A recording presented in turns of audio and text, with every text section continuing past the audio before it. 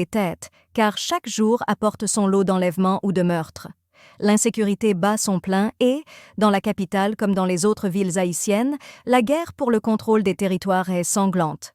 Mais d'où viennent ces gangs? En Haïti, bandes armées et insécurité vont de pair et constituent un troublant phénomène social, notamment dans la capitale où opéreraient pas moins de 96 gangs, selon la Commission nationale de désarmement, de démantèlement et de réinsertion. Ces gangs armés créent et alimentent l'insécurité dans un pays qui a déjà une longue histoire en cette matière. Plusieurs études tentent d'expliquer l'origine de ces gangs parfois ultra-violents et les liens qui les unissent au pouvoir politique, économique et aux ONG.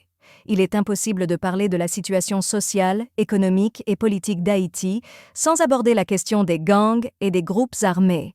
C'est du moins ce que croit Athena R. Kolbe, professeur à l'Université de Caroline du Nord, qui conduit des recherches de terrain en Haïti sur les gangs et les groupes armés.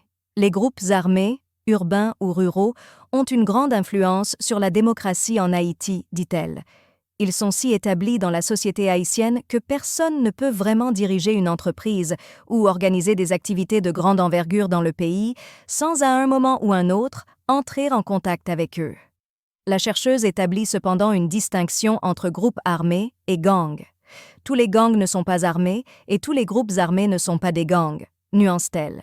Il existe encore de petits gangs sans armes dans certains quartiers qui ne se sont pas affiliés à de grands groupes. Et dans les groupes armés, il y a certes les gangs, mais aussi des milices privées, des syndicats criminels et des groupes politiques. L'idée de cette séparation non étanche entre groupes armés et gangs est partagée par le sociologue Olivier James, qui a produit des recherches sur les territoires de la violence dans le pays.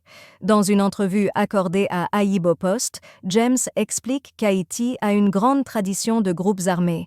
Nous avons connu Jean-Jacques Akao, les Cacos et les Piquets, rappelle-t-il.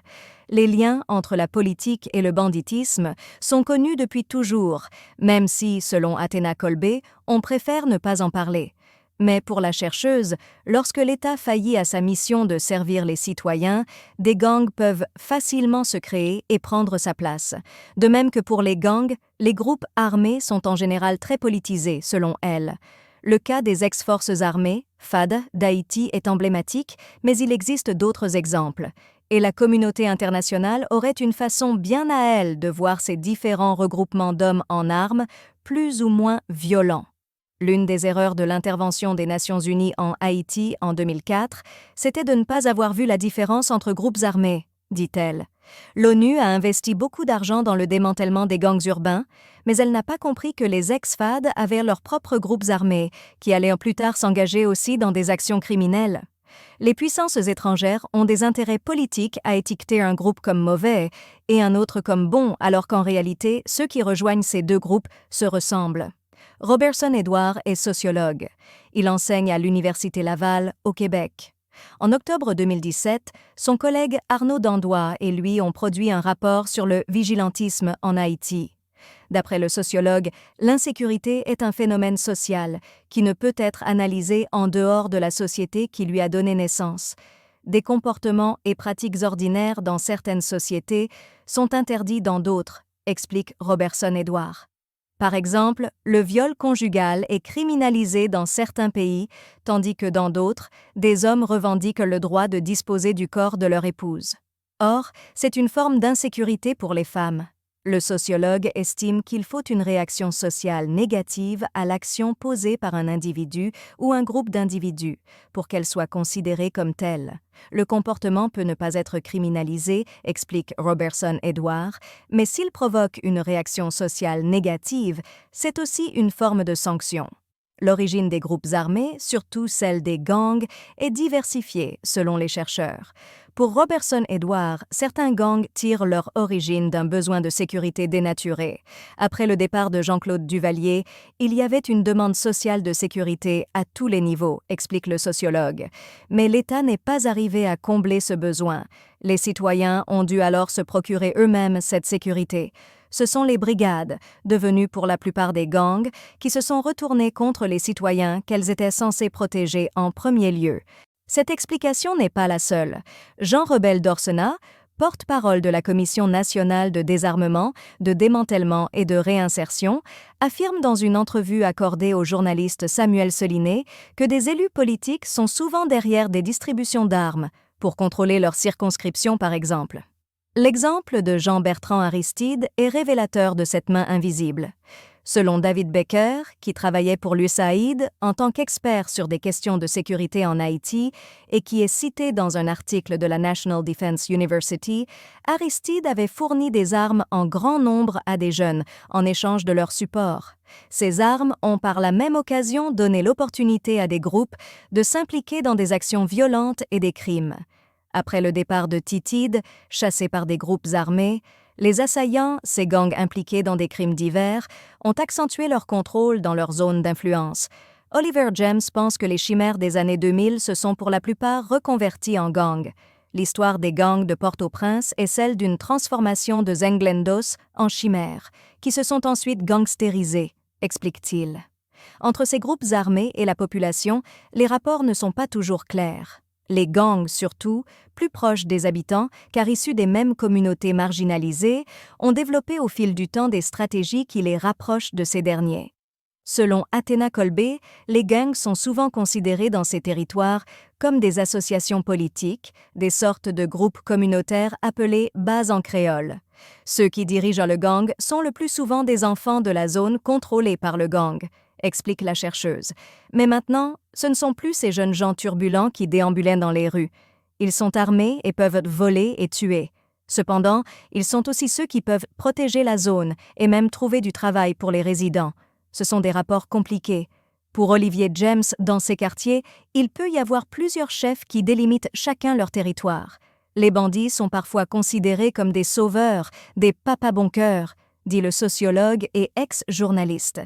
Je me rappelle qu'à la mort de Tequiero, un bandit de Cité-Soleil, les écoles n'ont pas fonctionné dans la commune le jour de ses funérailles.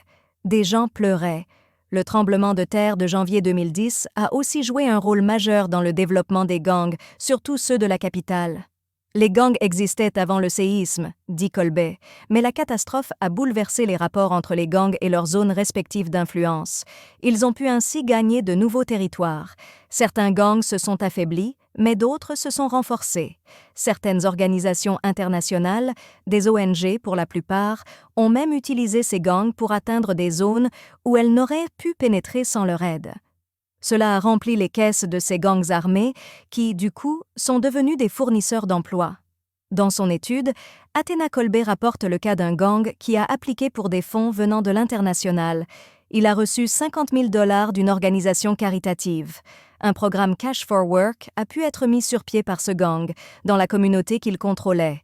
Si l'État ne parvient pas encore à instaurer de manière durable un climat de sécurité dans le pays, on ne peut nier les efforts qui ont été consentis en ce sens.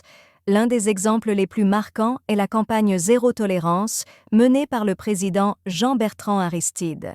Lui-même accusé d'avoir armé des individus, les chimères, Aristide a lancé une opération de répression contre les gangs armés et, par la même occasion, contre des opposants. Cette politique de zéro tolérance, lancée seulement quelques mois après la seconde investiture du président, a donné lieu à son lot de violence. On lynchait et brûlait vifs de présumés bandits au moindre soupçon.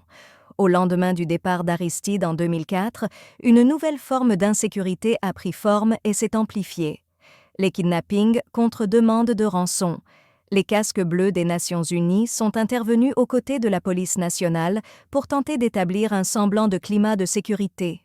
Certaines zones de non-droit ont ainsi pu être pacifiées, mais, en général, ces interventions ont été des échecs retentissants, accompagnés de surcroît de violations criantes des droits humains dénoncées par les organismes idoines.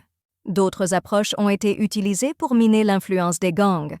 L'une d'elles a été de créer des ONG offrant les mêmes services dans les communautés où ils régnaient en maître. Prenons un quartier où les autorités ne ramassent pas les ordures, explique Athéna Colbet. Le gang qui contrôle la zone peut décider de s'en occuper, d'acheter du matériel et d'engager des personnes de leur localité pour les ramasser. L'idée est alors de mettre sur pied une organisation qui fait ce que le gang veut faire. Elle reçoit des fonds et engage des personnes de la zone pour le ramassage. L'idée est de marginaliser le gang de cette manière. Mais c'est une approche qui n'a pas connu de succès parce qu'à la fin, l'argent de l'ONG va se tarir alors que le gang, lui, reste toujours là. Entre l'État et les groupes armés, particulièrement les gangs, la relation n'en est pas toujours une de haine. En juin 2020, en pleine pandémie de COVID-19, une coalition de gangs a été créée dans la capitale haïtienne. Avant cet étrange regroupement, appelé G9, chacun des gangs semait le trouble dans sa zone d'influence, s'attaquant parfois à de nouveaux territoires.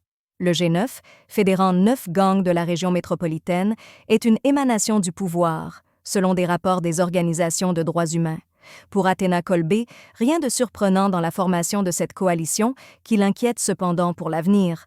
Des gangs ont opéré en Haïti de manière similaire depuis 1980, dit la chercheuse. Il y a toujours eu des alliances formelles et informelles entre eux. Vers 2002 et 2003, il y a eu des alliances entre certains gangs et les rebelles et milices qui voulaient renverser le gouvernement.